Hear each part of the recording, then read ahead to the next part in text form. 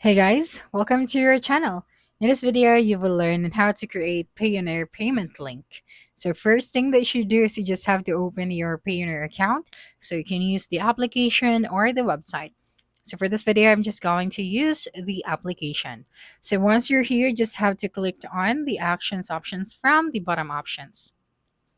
That's right. And then you have this request a payment option. So click on it. The next thing that you're going to do is you just have to select the person that will going to pay you. All right. After that, click on next.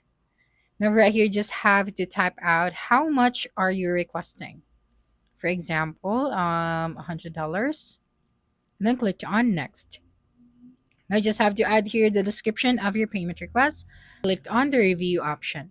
Right here, if you want to add an attachment, so you can just click on that add attachment icon.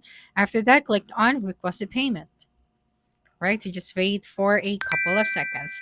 Now, once you've done that, you have this share payment link option at the very bottom of your screen. So just simply click on this one.